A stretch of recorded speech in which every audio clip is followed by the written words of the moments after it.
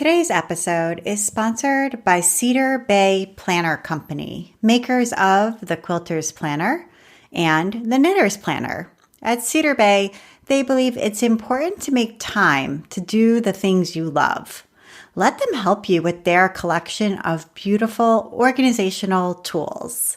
They make customizable, craft-focused yearly planners, undated project planners, accessories, and digital products, everything you need to manage your day-to-day life and crafting all in one place.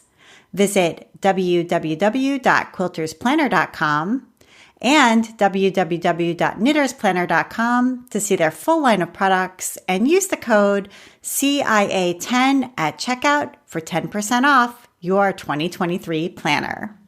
Thank you so much, Cedar Bay Planner Company. And now, here's the show.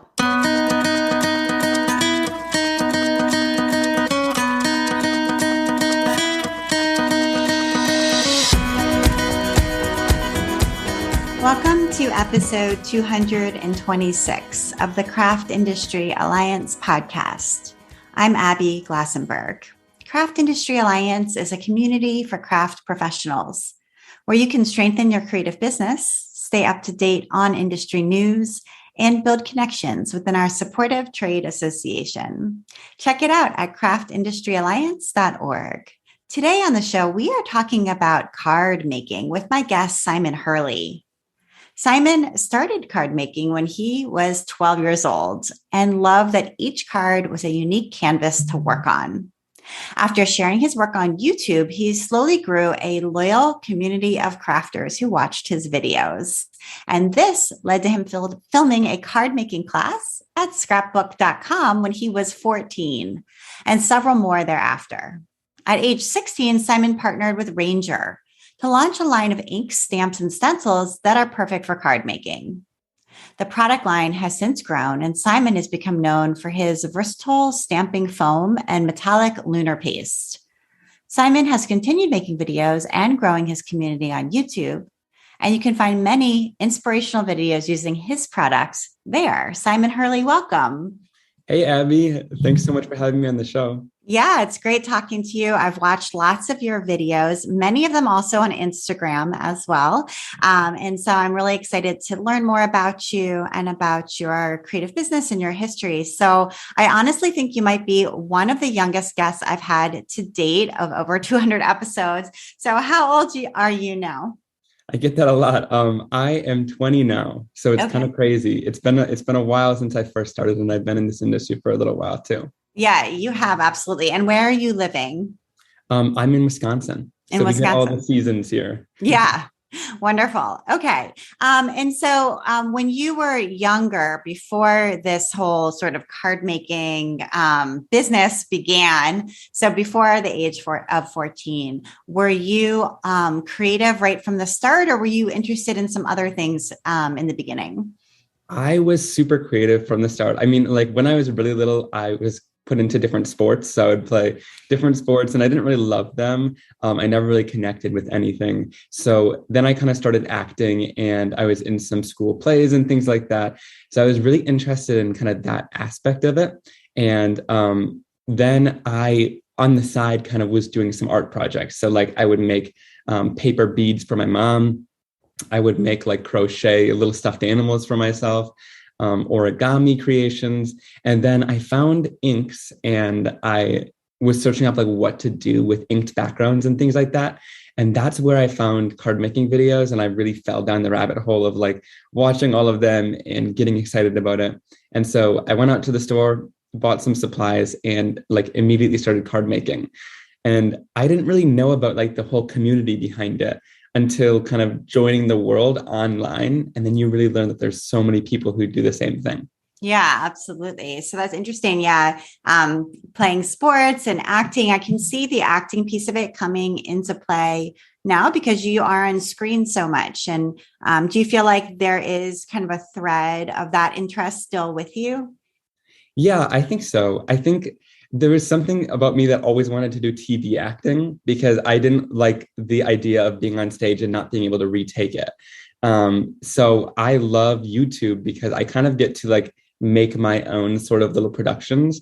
And it's been super cool too, because I've been like really into the video side of it as well. So like I've always been super interested in upgrading my cameras as we went along. And I started with like my little point and shoot camera we had at home. And so it's been cool to like have all aspects of it to be something that you're interested in. And that way, if like one thing gets a little bit boring one week, then, I have another thing that I can really focus on with work. So it's always something new. Right. Like the creativity of video and video production is just as much of an interest really as some of the other aspects. That's interesting. Yeah. And were your parents creative people? I mean, are they creative people themselves? What do they do for work? So I always get this question, and we've kind of talked about it a little bit. And my mom used to buy us like different kits. She's a teacher. So she used to always come home and instead of like giving us a computer to go play on, would buy us kind of these crafting kits. And so I think some sort of interest started from that sort of creativity from a really young age. And I was always that kid who would like sit in class too and like follow the lines perfectly as other people were like scribbling on their coloring page. So it's for some reason, kind of that perfectionism like was kind of instilled from me at a young age. And I really just wanted everything to be perfect. And I loved having a project that had like a beautiful outcome to it. And so that was kind of it. But yeah, my mom was a teacher. So that's where kind of that creativity, I think, came from. Right, exactly. Did you take art classes in high school, like actual either in school or, after school? Like, did you take art classes? Yeah, I took pretty much as many as I could. I took lots of different drawing classes, painting. We even had ceramics at our school, which was super fun to kind of learn and be interested in that for a while. So lots of different kind of art mediums. And then I didn't do AP art because I graduated a little bit early. So I couldn't do that one, but I took as many as I could. I loved it. What allowed you to graduate early? Did you kind of accelerate things? I just had enough credits to graduate early, and I knew that I wasn't going to go on to college, and I knew that I was kind of going to turn this into a business. And so at the end of high school, I was getting super kind of busy and really overwhelmed with it. And so the school kind of allowed me to graduate early to just kind of pursue this and continue. Right. Because at that point, you had a lot of business stuff to tend to. Right. Yeah. I would leave school sometimes and go to different trade shows or different like meetings with people, and would be like, we were allowed to use our phones during school. So I'd be like at the times I could be like texting and emailing my team, because we would, need to communicate kind of during the day and throughout, so that I wasn't just communicating at night when they weren't working. And so it was helpful to kind of be able to, the school was super supportive. So I really appreciate that kind of during the day and things like that. Right. And so you made the decision to not go to college, to just pursue this. And that's what you're sticking with at the moment, at least? Yeah, at the moment. I mean, college is always there. So I thought that I would kind of pursue this as much as I could. I love this industry and supporting it. And they've really been an amazing community for me. And so I don't know, I just didn't see myself really, since a young age, I didn't see myself really ever going to college. And I would tell people that and they would be really surprised. But just kind of, I always had a dream of just pursuing sort of something bigger by myself and continuing with that. So right now it's the right decision, but there's always college. Right, exactly. Okay. So you were talking about how you discovered inks, like alcohol inks, I'm assuming, and made all of these different sort of pieces. And then we're like, what do I do with all of them? And that's how you found YouTube. I'm guessing, as a mom of kids who are not too much younger than you, that YouTube was already something you were, familiar with and looking at. So tell us a little bit about like your interactions with YouTube up until that point, when you kind of discovered that crafting was on YouTube as well. Totally. Yeah. So I actually found most of my crafting on YouTube. So before that, found the origami on YouTube. And so like I would find things in real life, and then I would find them on YouTube as well and see all of these amazing tutorials and learn so much from it. But I was kind of the era of kids where like YouTube was a very new thing at the time. Like there was a core group of YouTubers, and they would post videos, but there wasn't like the YouTube that it is today. And so I was super inspired by those kind of creators that were kind of the OG creators. And it was super fun to kind of see them grow and then see the platform grow. And then when I found card making, I was kind of intrigued and wanted to start posting videos there as well, because I was really super inspired by what I had seen when I was young as well. And so I kind of just started from that. I wasn't allowed to show my face at the beginning, so there was really bad videos with my hands, but I kind of grew from there and was able to grow the videos. Yeah, I was going to say a lot of young guys your age at that time, I feel like were using YouTube to stream things like, playing video games versus making cards. So Mm-hmm. were you at all into games or no? I used to play Minecraft all the time. Like we would play nonstop. I was big into Pokemon as well. So when I would crochet stuffed animals, I would usually make different Pokemon. So I was into some of these games, but sometimes when I would play these games, I liked the end result of like whatever you created, but it was online. And so I wasn't like fully, I feel like I just wasted my time. And so while I loved the creativity of some of them, it didn't feel like a good use of time. So that's kind of why I didn't really pursue those too much longer. Right. Okay. And so how did you discover, because it sounds like pretty quickly after sort of you fell in love with the inks, you discovered that there was like an industry behind crafting. Because for me, I know like I was a consumer of crafting supplies and a maker for a very long time before I really realized, oh, wait a minute, like this is a business with trade shows and contracts and books and all the sort of back end piece, if you know what I'm saying, that makes the whole engine run. And I just, for some reason, didn't really think about that, I guess. And so I'm assuming as a 14-year-old, maybe you didn't either. So how did you sort of understand, okay, wait, I could contact this company or something like that? Totally. Yeah. I actually had no idea about the industry. My goal was like set on when I turned 16, I'm going to be working at a craft store because I wanted to help Okay. people out. And so that was my goal. We far exceeded that. But I didn't really know about the industry whatsoever. And so when I started posting, I just started on Instagram, actually, just sharing pictures. And Okay. so I kind of learned from there and kind of found other people. So like Jennifer McGuire and all those different creators I started following. And so when I would post, this amazing community would support the different things that I was posting and stuff like that. And so that's where I kind of found this community and lots of different companies from these people. And at that time, the companies in the card making industry weren't as saturated either. There weren't as many. So there was a select few, and they kind of had, and there was some that was starting just when I started crafting too. So I've kind of grown with a lot of the companies as well, which has been fun. But my dad actually is kind of business savvy. And so he was like, I didn't have a ton of money at the time to spend on this. So he was like, reach out to these companies and you can create videos, and promote their products. And so kind of in return, in exchange for that, that's kind of what I would do. There was a lot of no's. And I encourage people that whenever you're starting your own business, like you have to be really accepting of taking a no and just taking your strides and moving on to the next thing. And because somebody's going to take a risk on you and say yes, and it might take 20 no's, it might take 30. And I think I was kind of like warmed up to the idea of that too, after like auditioning for so many plays and stuff like that, because I was told no consistently. And it's like, you just have to move on and keep going and you're going to find the right thing soon. Right. So your dad was like, okay, you know how to make these videos, and maybe some of these companies need videos and don't necessarily have the know-how or the time or the resources. And so how did he come to that conclusion? In other words, you said he's kind of business savvy. Was there something that he kind of knew about, a perspective that he had where he was able to look at you and figure out like, hey, this is a way for you to continue with this hobby you're so passionate about without having to break the bank? Yeah, I'm not sure. It was a smart idea. And I think Yeah. at that point, I think some creators were probably doing that. So maybe he saw that. But I know also he's kind of into product marketing and things like that. And so Okay.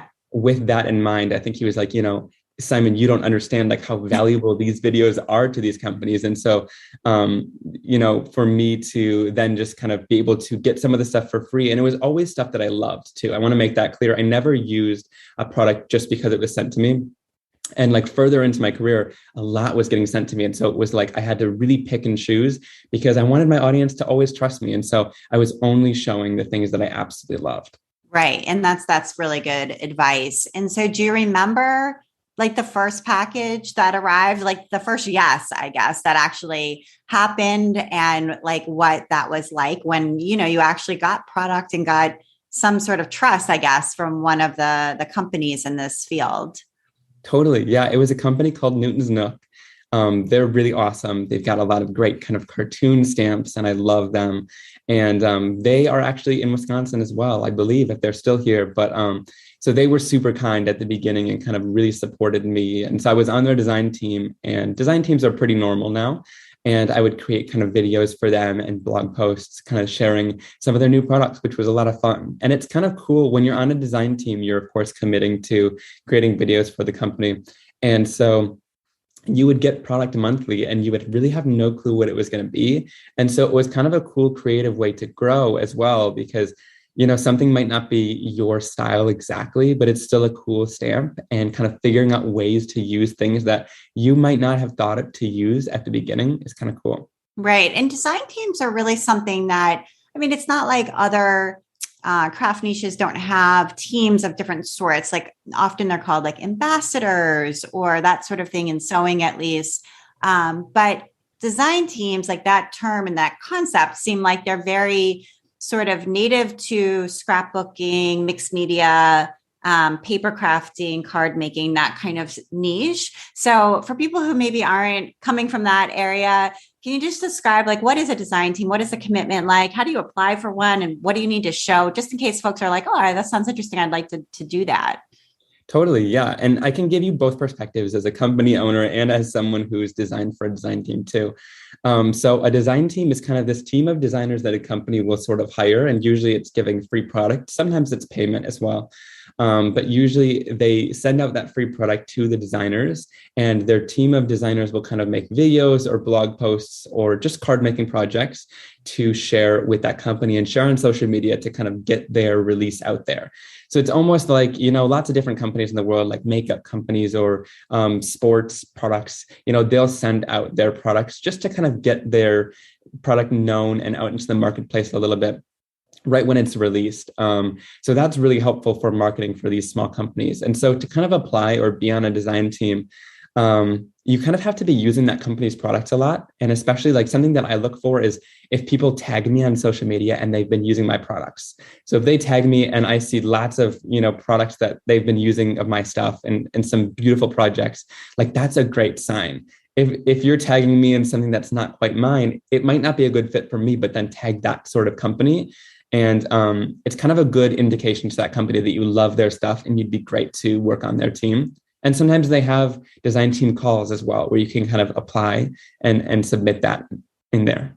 Right. And these are not paid positions, but they're almost like co-marketing opportunities where maybe the company, like Ranger, for example, I'm sure, I haven't checked recently, but has, many hundreds of thousands or whatever of Instagram followers, let's say. And maybe, you as a designer have 2,000 or something. So if you do get on a design team, just with a company that's large like that, and you're making a project and then maybe they're resharing it and tagging you, that sort of the goal there being that both of you benefit in somewhat different ways from this sort of mutual, and it goes, gives you some street cred as well. Like you were on the design team from that brand that folks have heard of.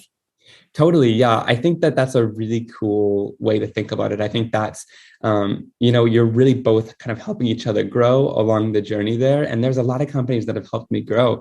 Like I had mentioned, scrapbook.com was amazing to me. They kind of brought me out to film some classes, and that was a ton of work, but it really paid off with, our relationship. I love scrapbook.com. They've been so supportive of the product line as well. And just kind of, growing and learning with all these different companies is really important. And like you said, not most of these positions aren't paid, but I always looked at it as like, if I'm using something that I love that I would have bought anyways, it's a good way for me not to lose money each video, because, you don't want to go into debt making videos. But then also with affiliate links and things like that, that can be a great way if you're starting a business to kind of grow. I want to take a minute now to talk with our sponsor, Lorinda Davis at Cedar Bay Planner Company. Hi, my name is Lorinda Davis. I'm from Cedar Bay Planner Company. We make both the Quilter's Planner and the Knitter's Planner. They're a daily planner for both quilters and knitters to help them make some time to do all the things that they love. Right. So, what are some of the special features that are specifically for somebody who's crafty? Of course. Yeah, we have weekly tips. So every week, if you have the Quilters Planner, you're going to be getting tips for quilters, by quilt designers.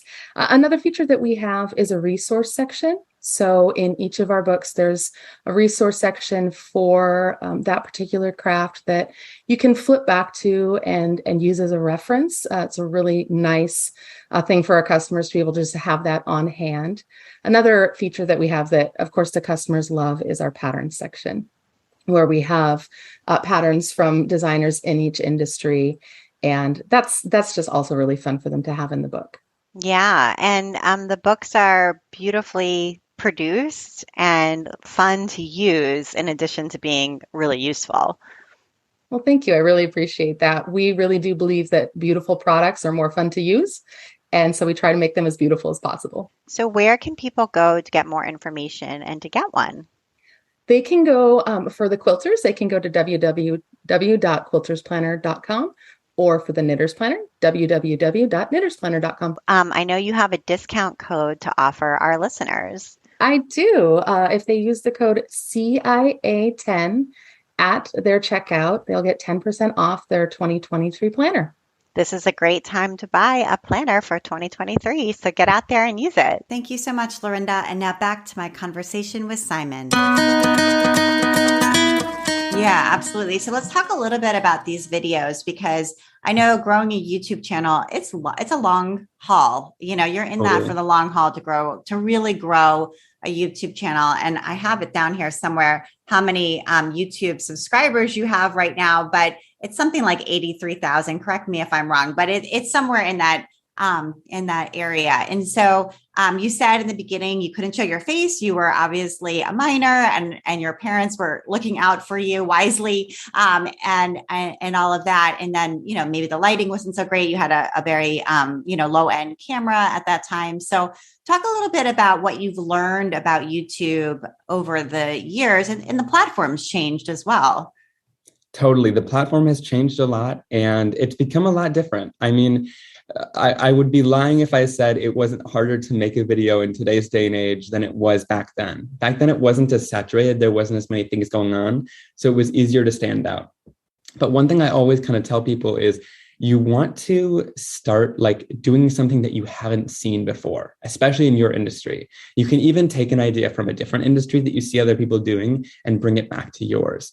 It really brought a lot of creativity in my videos, and it really excited me. So when I was first starting out, like the first couple of years, I had maybe 1,000 subscribers. It was a super slow growth. And I was just making the normal card making tutorial, the same thing that everybody else was doing. And after a while, I kind of got bored of it. I was like, I want to change things up a little bit and incorporate some videos that I would sort of watch as well. And so I started doing card making life hacks, which was kind of the series that I threw into the card making industry and hoped that it stuck. And I was very nervous posting the first video. It didn't do great, but I did like 2 more. And after that, it was kind of explosive growth from there, from those sort of videos. And for me, it was like I wanted to fit in a bunch of tips into like a 10-minute video for people. And I wanted them to be super fast paced, and that you're just learning the techniques and all these different tips. And I'm not so much making a finished card every time, because I think having techniques is super important for people, because then they can take that and create whatever cards they want with it. So that sort of a series kind of I attribute to lots of my success. It kind of helped me grow, at least get on the map. And then I kind of grew more from there, just from normal videos as well. And then showing my face too. It wasn't something that a lot of people were doing at the beginning of the time when I was doing it. And so sort of around that card making life hacks time, I would introduce the video with my face on camera.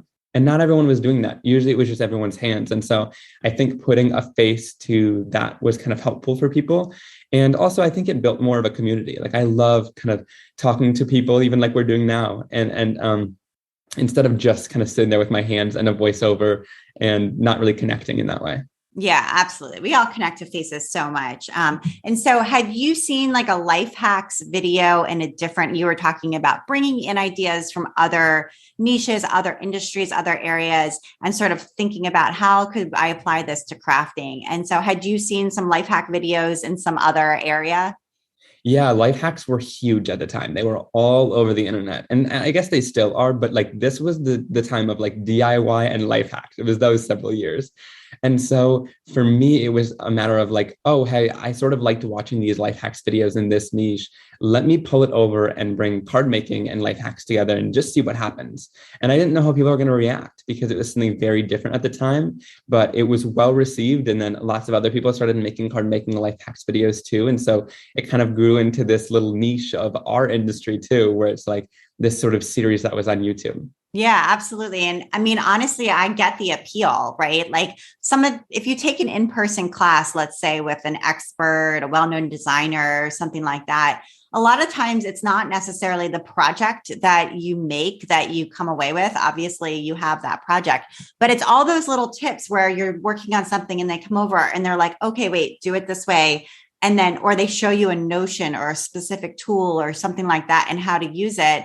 And all of a sudden you're like, oh, wow, that makes it so much easier, more accurate, more fun, quicker, whatever it is. And so putting together, I mean, I've watched these, for example, with like an iPhone, right? Like here are like 10 things about your iPhone you didn't know, and they show you these things that you can change in settings or whatever and turn on captions or what, all these different things that you probably are buried there, but you just didn't see. But somebody who spends all their time focused on this can easily show you, and then you can have a better experience. Right. You walk away from a short video and you feel like you've learned a lot. And that was kind of my goal with these sort of videos. And for me, I always say this too, which I think is hilarious. I'm super a lazy crafter. And so with me, it helps that in product development, and it also helps in making videos, because if I can figure out a way to do something a little bit quicker, or kind of a sort of hack to get around kind of an extensive project and make it super easy, I think that's super helpful. And so while it's like something that's not great that I'm super lazy and don't always want to do a full project, it also kind of helps in that way, because I think there's a lot of people out there who don't want to spend, 2 hours making one card. And so it makes things easier as well, so that you can really focus on the part of the card that you love doing. And for me, it's like inks and techniques. That's what I love. Right. Absolutely. So talk a little bit about your video setup now, right? You've probably come a long way. You've made money. You've been able to reinvest. We're talking, I think we have exactly the same microphone. I can see your microphone. My microphone looks just like your microphone, and I'm a podcaster. So I'm imagining you have, a set and what the set looks like and how you created that. And then a little bit about the video equipment, because people are always so curious about like lighting, microphone, camera, and anything else that you end up, incorporating. Yeah, totally. So ever since I first started, it's always been like, if I got a certain amount of money, I would really reinvest back into cameras and stuff. And so, I got my first $1,000 like a long time ago at the beginning. And so that was like, all right, time to buy a new camera. And so I wasn't using this money for really anything else. And so I was always enthralled with just making sure that everything was upgraded so that the videos looked better and better as I went. And so for me, now I have a Sony camera in front of me. So I'm on my MacBook right now, but the Sony camera is really high quality. And so I really wanted that to kind of be my focus. And then also it's really good at taking photos. So I use that for different card photos and things like that. So that's really helpful. And then for my top camera, I just have a camcorder. And then the front one, I just have a nice ring light in front of me, and then 2 lights on either side that sort of fill out the background. And then I've kind of upgraded microphones and things like that. I use this microphone for like different voiceovers. And then I have kind of a shotgun boom mic above me that kind of captures any sound from my camera. And so it's been a journey upgrading all of the different equipment. And I've sort of went through different iterations. These cameras are super expensive. So like at the beginning, I started out with a Canon camera, and I've upgraded from that since then. So like I always encourage people really that you don't need anything. Like you really, especially nowadays, I just got a new phone as well.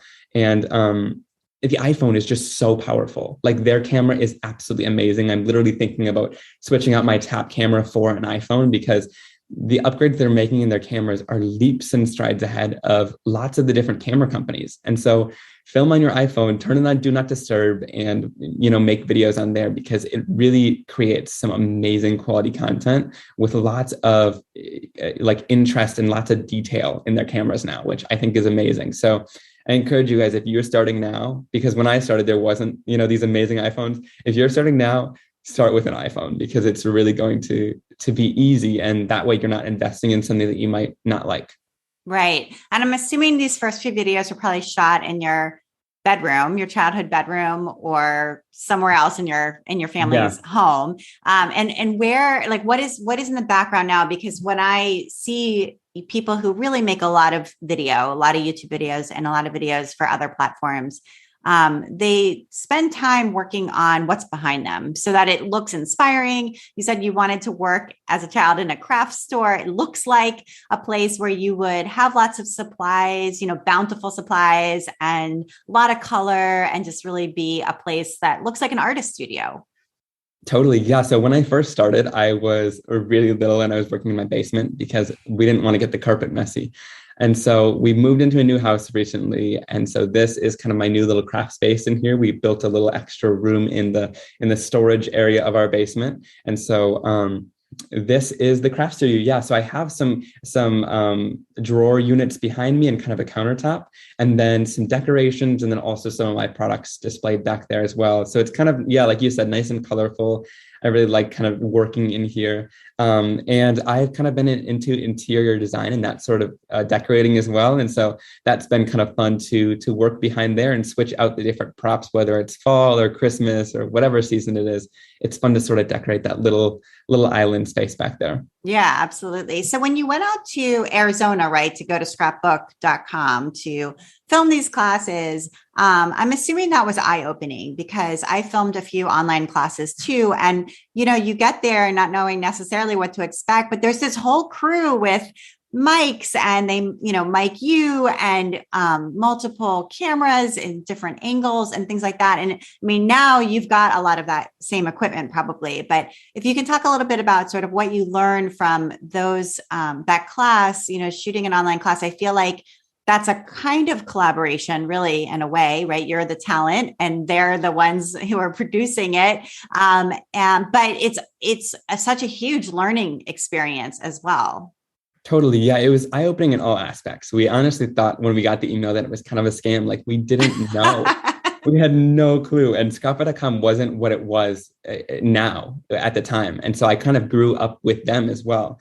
And so they flew me out, and we were super surprised that we were even out there. And then we get into their studio, and it wasn't the studio. They've upgraded since then, and they have a massive studio now, which is amazing. But it was kind of this little room, and they had, some really great lighting equipment. They have an amazing videographer there, and he's just been amazing over the years to kind of work with and talk about lighting and stuff like that. And so at the beginning, it was eye-opening because I talked really fast too. And so I attribute a lot of the success I've had to them as well, because it was like I was sitting in this room filming 10 videos, and I always was so used to filming by myself. So nobody could stop me and be like, Simon, that sentence did not make sense. Like, that, you talked way too fast. And so that was kind of a day of really learning of like, all right, that sentence was too fast. Let's retry it. That was a little bit too fast. Let's try again.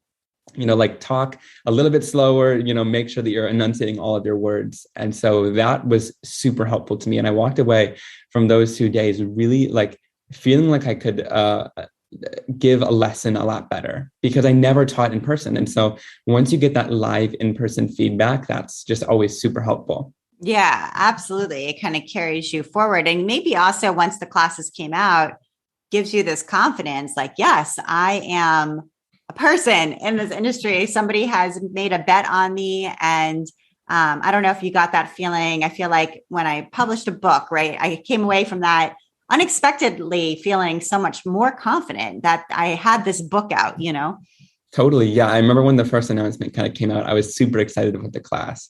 It was amazing to have kind of a class on a different website. Someone else believed in you, like you said, which is amazing. And then, shortly to follow, I think it was like a year after, I flew back out and filmed another one. And then that same year I filmed another one. It was just kind of crazy, like back to back. And then after that, I started filming with my own product line, which has been amazing too. So they've invited me out, I think, twice now to film using my own products, which is just such an amazing little full circle kind of moment there. Yeah, absolutely. So I wondered whether going to trade shows, I don't know if you went to Creativation or, AFCI when it was CHA, whatever, that one of their shows or not, but did going to a trade show come before getting your own product line and help you, or did that play a role at all? Yeah, I went to my first trade show when I was 15, and I went Okay. with Product Studios. So they kind of are a manufacturer of lots of different craft supplies. They make a lot of paper crafting supplies. So they kind of specialize in tools and scissors and things like that. And so they invited me to go out and go to Creativation with them and demo at their booth. And so that was kind of my first year of learning all about sales and the sales side of it, because I was never in this industry for money. And even when I had my own product line, I was like, I don't even want to make money, which is probably not something you should say, but like, I just didn't care until it became my actual job. And so when I was there, it was really a learning curve of like, all right, you got to pick up these products and you've got to learn all about them in a short amount of time. And then you've got to sell them to people. And so I remember that was kind of an eye-opening experience to me. And I think they were really like shocked. Honestly, I kind of shocked myself because they would just like pull out a camera and they'd be like, all right, we're going to do a live stream on this product. And I was like, I don't really know exactly what this does, but we're going to work with it. And so, it was kind of a learning curve in that aspect. And then I went home from that year and, kind of continued filming videos and things like that. But I wanted to create a line of my own so that, things weren't just thrown at me. That way I knew exactly what every product did. And that way I knew that I could recommend a product because I knew it was good because I was in those meetings making that product. And so that was really big to me. It was like, I wanted to make sure that I was recommending the best products to my audience. And so it came full circle because I loved Ranger's inks when I first started. I loved them. And so kind of then working with Ranger, I reached out to them and I was like, I have this product idea. And then they offered me the position of being a signature designer. And so that's kind of how it all came about. It was a really quick process. And then we got right into making the whole product line. And so we started out with a line of stamps that kind of filled in a more masculine area of the industry that was kind of missing. We've strayed a little bit away from that. Now we create kind of all different types of stamps, but that's where we started. And then we did inks and cardstock the first year as well. And was that more masculine line that you started out with? Was that the idea that you called them or emailed them initially to say, I have an idea for a product that maybe is not something you're already doing? The idea actually hasn't come out on the market yet because it was a little bit difficult to create. And so we've been working on it, but it's kind of a product that would be, didn't pass our sort of quality guidelines that we needed to meet. And I love that about Ranger because they won't release anything unless it's perfect, right? Some companies will throw things out in the market and hope that it sticks. It's like, we just will not put that on the shelves. And so I really respect that with them. And it's been amazing working with them to make sure that the quality of everything is amazing. So we'll see if that sort of product ever comes out on the market, but we're doing something similar, hopefully next year. Not exactly the same, but similar to what I wanted from the start. So your initial communication with this idea that wasn't necessarily immediately viable, they got that and they were kind of like, I'm not sure, but then they still wanted to talk to you. In other words, they probably emailed back or scheduled a phone call or something, even though, the pitch that you came to them with wasn't, immediately something that they could create.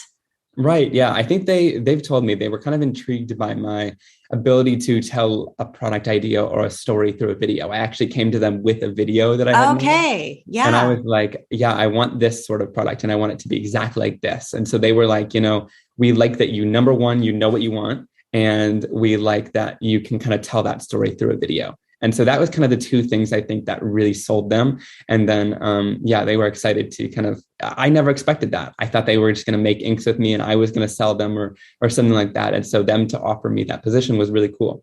Yeah, absolutely. I think that's really interesting to hear that you came to them with a video. And what about you're a guy, you were at that time really young, but very polished and clearly interested in something that not that many guys of your age, frankly, care at all about.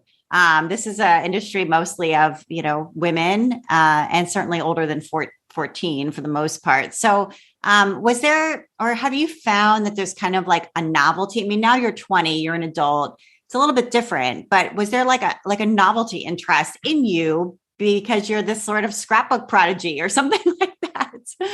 Yeah, I would say there was. I would say that was kind of one of the things that helped me stand out is that it was kind of a novel thing that like this little kid was making cards. I think it both helped me and hurt me a little bit because people would be like, well, what am I going to learn from this little kid? Right. So that was one side of it. But then also some people were really impressed that a little kid was doing this. And so it was a double-edged sword, but I really loved being in the industry. And, as I've grown, I think people have stopped really focusing on the age. And it's just like, this kid is really good at what he does. And so, we're not going to just focus on his age and things like that. Right. Okay. And you kind of join the ranks of like Tim Holtz or whatever, other kind of, designers who are just designers and not little kid prodigy designers. Totally. Yeah. I think there was nothing that like looped me in then as something that was, either a good thing or a bad thing with the age. I think it just kind of, after a while, people kind of forgot about it as they grew up. Yeah. And then as far as being an artist is concerned, I think there can be a lot of feelings of being, a fraud or fear of being discovered or something like that. If you're not an artist who can render really well, like who can literally just draw, what's in front of them and the drawing is great, or paint hyper realistically or something like that. And obviously not all artists are this way, but I still think if you're making a living in the art world, and you can't do those things, but you have a great sense of design, a great sense of color, all these other skills, sometimes you can kind of sort of underneath it all feel like, oh gosh, like, am I really an artist? So I know you took art classes and I don't know whether you are super skilled at drawing or not, but I don't know if you have thoughts to share on that feeling. Yeah, I drew most of my product line up until I think this next release is going to have some from other artists as well. But I started drawing most of my product line and I wasn't great at the beginning. And I think there's been so much improvement throughout the different years with the different products. But at the time, I thought it was great. I thought that the drawings I was doing were amazing. And so it kind of is good to, I think, when you're growing, look back on what you've done and kind of cringe a little bit. And that's how you know you're kind of growing, I think in the aspect of, not being an artist because you can't draw, I think there's so many different aspects of, art and things like that. And so I think, there's amazing, successful people who have, done their whole career and not drawn any bit and have licensed from artists and they're kind of the creative mind behind it.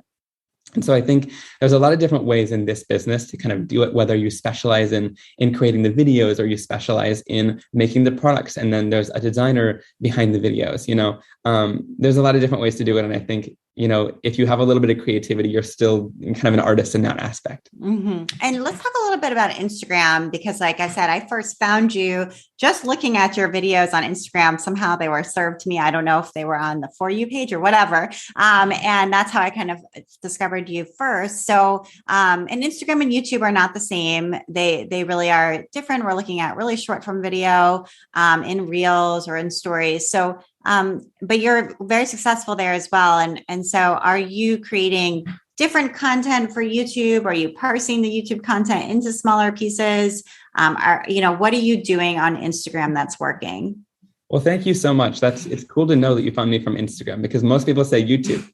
I forever, for I think 6 years, was just a big user of YouTube, and I would use like Instagram and Pinterest. I would just like post, hey, I uploaded a new video, things like that.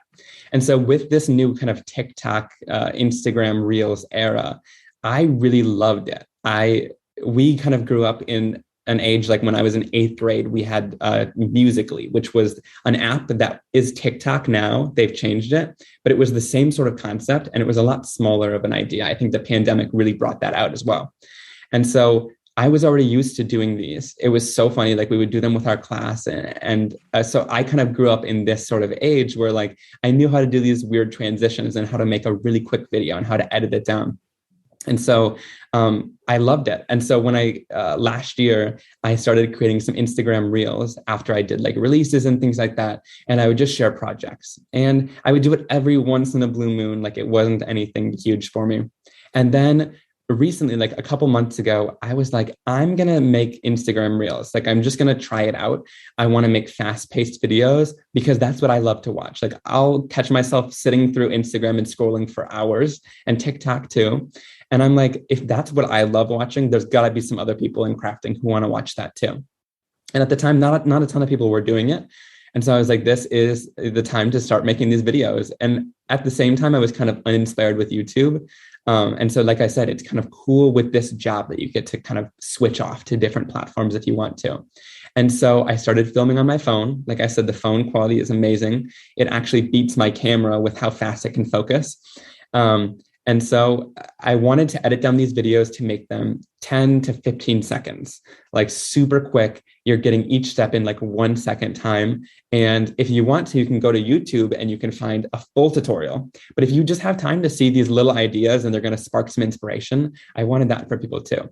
And so these videos are all native to the Instagram platform. I don't upload, or I didn't take them from a YouTube video. And so I'll feature different techniques, whether I show that technique on YouTube and I'll bring it into a fast-paced video, or like a lot of people have been loving the videos I've been creating with my lunar paste, where you kind of spread it onto an embossing folder and you get this beautiful shine. And so for me, it was just a new form of media that was super inspiring. And I loved creating with different audios and trying new things. It was kind of an experimental thing. And then it started growing, like it had explosive growth like a month ago. So that's probably when you found me too. It was like I grew 20,000 followers in like a couple of weeks. And I was like, what the heck? This has never happened before. Yeah. And what about TikTok? I love TikTok as a consumer of video. I will confess that I'm probably on there every day. But so are you taking these short form videos and putting them there? I didn't actually look to see if you are on TikTok. Yeah, I'm on TikTok. I don't post there as much as Instagram. I sort of like the Instagram platform better as a creator, but as a consumer, I like TikTok better.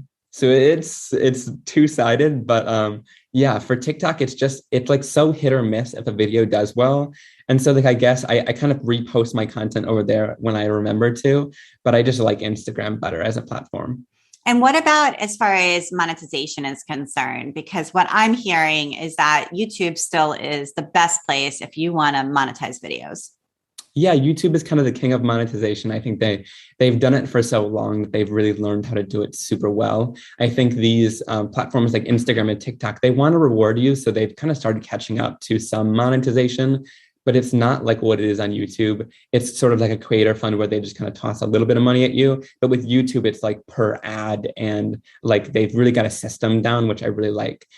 So yeah, I would recommend either one for a video creator. If you want to do YouTube, like the money that is from monetization, it's not a lot though. I do have to say that. So like, I don't know, don't expect to create these videos and be massively successful off of your YouTube, ad money. It's not too much. Right. In order to really do this, and it sounds like this is now your job, you really need, in my experience, diversify your income stream so that you have money coming in different amounts from different sources, from different things that you pursued. So can you identify, obviously YouTube is one of them, but a few of your other income sources that are kind of all different, ones coming in at the same time?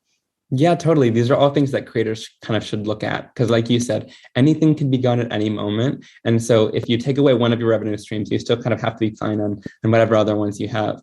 So YouTube is one for me, and then the product line, royalties from the product line, and then sort of affiliate income. And so the affiliate income is like my audience supporting me. And so whenever an audience member clicks a link and they shop through that, it really helps. It's a small amount of money. And like I said, most of these are small amounts of money, but when they add up, it really helps out. And so when you've got a community of people who are inspired in their shopping products, that really helps. And so I encourage you guys, if you're like watching a video and you're inspired by a creator, it's like click their links below because that really, really helps them a lot.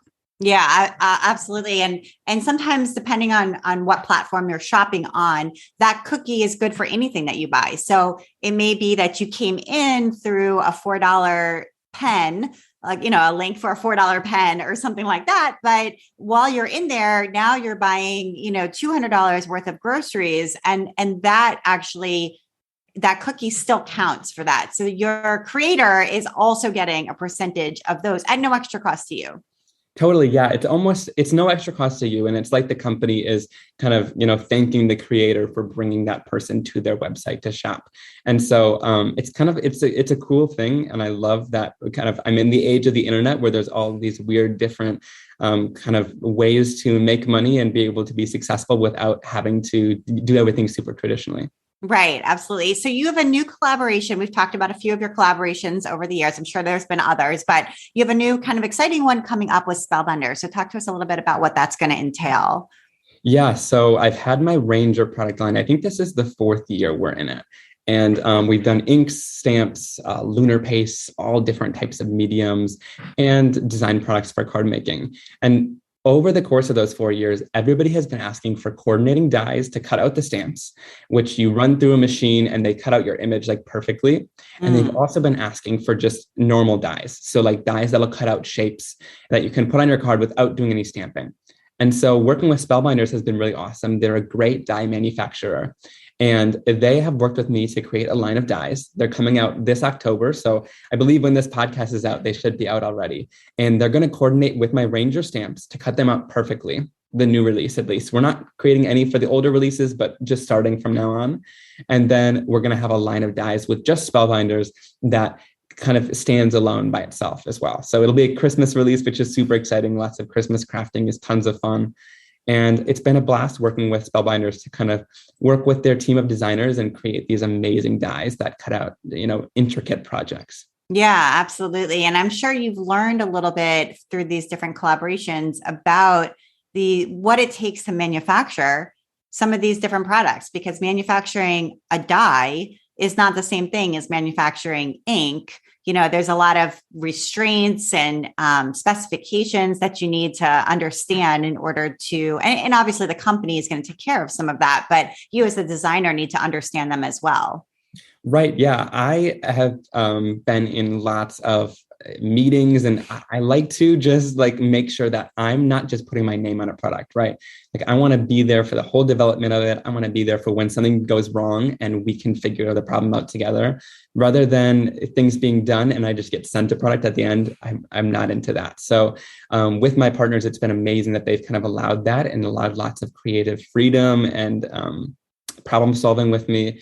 And so, yeah, it's been cool. I always say like, I've learned so much more than I think I even would have in school, like throwing me into that mess and just kind of coming out and being able to figure it out. And yeah, like you said, I've learned a lot about manufacturing different products and in all categories and sort of what to do if something goes wrong, what to do in different aspects, because there's lots of moving parts in all these businesses. Yeah. And if you're curious, and if you're not afraid to ask the dumb question that maybe somebody else is also wondering about, but never wanted to look stupid to ask, you can really learn and get, as you said, really an education that would be parallel to something you would get in like a formal institution. So totally. Yeah. And I encourage you got to ask the dumb questions. You got to be in that meeting and be like, I have no idea what that acronym you I just don't said know is. what you're saying. Exactly. Right. You're like, say it in the dumbest way possible so that I can understand. But in all honesty, someone else there is like, oh, I actually didn't think to ask that either. Right. So, yeah. There's a lot of industry terms that you need to kind of know. And I didn't know at the beginning. And so, yeah, it's like, say that one more time, but say it in the worst way possible so that I can get it. And then I can join in on your term. Right. Exactly. And don't be afraid to, what are they going to think of me if I didn't know? It's better to just explain I don't know and I want to know. And I think that that's perfectly fine. So now when you're looking toward your future, do you have some long-term goals or dreams, wishes for, Simon Hurley Enterprises as you go forward? What would you like, to have happen with this as you progress?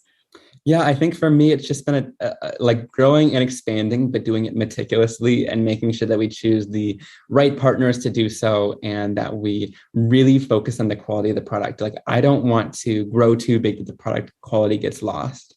And so for me, it's like just making sure that these teams are set and on their way to go. And, I'm still working with them daily and making sure that everything is going perfectly, but that we've got everything down before we start something new. And so I think in the next couple of years, just look for continuous products in both of these new product lines, and then also maybe growth in some other areas. I'm not exactly sure where exactly that might be yet, but there's always fun new things happening in the industry. And so that always excites me. Yeah. So it'll stay in the crafts industry, it sounds like, but you're open to new opportunities and ideas. Yeah, I think I'm open to even going outside of the industry, but okay. I think I've always wanted to kind of keep my roots here. I never want to just leave and kind of forget that everything happened. If I'm growing outside of the industry, it'll probably be on top of whatever I'm doing right now. Right. Okay. Got it. So I want to make sure we get to your recommendations because you've got some really good ones. So you had mentioned this earlier, but you have this product. It's called Lunar Paste. So what is this and how do you use it? Yeah, I sound like one of the Kardashians mentioning my own products, but I really do. I use it every day. Like whenever someone asks me what I recommend, I'm like Lunar Paste because I just use it so often. It's not even just because we made it. And so it's this metallic paste and it's in a bunch of different colors. I believe there's 18 colors. We're growing the line as we speak. But it's these metallic colors with lots of pearlescent shine in them. And each one has a sort of pigment powder in it that's a different color. And so what's important about that is when you tilt it in the light, if you just had a white shine and you're tinting it with different colors, you're going to see a white gloss kind of haze over top of it. But if you have these colored pearls, it'll show you that intense color and all the shine from it. So that's kind of the chemistry behind it. My chemist worked with me on that at Ranger. They're amazing. And so it's this creamy consistency. You can put it through stencils. You can give it a ton of texture, or you can take it on your finger or a blending tool and apply it really thin and get a ton of color and shine that way. And so it's a weird product because you can use it in so many different ways and get a lot of different looks about it. So if you want to like apply it thick, it takes a while to dry. But if you apply it thin, it takes almost no time to dry. And it still has all the same amazing qualities, just no texture to it. So yeah, you can use it in so many different ways. I originally, if you think about it, like I wanted a makeup palette at the beginning because I wanted you to be able to take something on your finger and rub it onto your project. And so we ended up at this place because what's cool about these is once they're dry, they stay there. So it's not going to come off on your fingers, but it still can work like a cream where you kind of rub in onto your project and you can kind of apply it on with your finger, or like I said, do it thicker. Yeah, so, that sounds really fun. Yeah, it might be a little confusing because I used a lot of words there, but yeah, I have the videos on it too. It sounds super fun to play with. And like it has a lot of different uses. So that's something to definitely check out. And then you also wanted to recommend die cutting. And do you have a die cutting machine that you like to use? Yeah, I like the Spellbinders one. Their Platinum 6 machine is really awesome because it's a bit smaller, so you can pull it onto your desk and work with it. The reason I said die cutting is because when I wrote that too, I was just getting back into it. My Spellbinders line, like I said, is just coming out. And so like I've been working nonstop with dies lately and I love it. I forgot how much I loved die cutting because I sort of stopped including it in my projects as much because it wasn't something that was in my line that I was working with every day and manufacturing and being able to create with. So when I started die cutting again, I remembered like it just adds so much amazing texture and dimension to your card making projects, whether it's something simple or a little bit more intricate of like a layering die. You're just adding so much, like I said, depth to the card that you wouldn't necessarily be able to just do with stamping. And so sometimes I felt like I was dumbing down my card making style just to fit what I was creating at the time. But now with adding dies into it, it feels like a complete collection and like we're really able to create some amazing, beautiful cards now. Yeah. One of the things I love about cards is that it's this piece of art, but it's ephemeral and it has a use. So it's like the perfect piece of craft because you make art, you write inside a message, you give it to somebody, they enjoy it. Maybe they keep it forever, or maybe they just recycle it as soon as you turn around. But it serves this purpose of, giving them a message or a greeting of some kind. And so I don't know. I think it feels like making art for a reason, I guess. Totally. I always think of it as like a form of therapy too, because it's really therapeutic to like create the art. And then it's really awesome to make someone smile and brighten their day with a card afterwards too. So I love kind of the two-sidedness of it. Yeah, absolutely. That's what I've always loved about making cards for people. And then the last recommendation that you had is for watercolor. Yeah, I've loved watercoloring my whole career. It's something that I'm just absolutely obsessed with.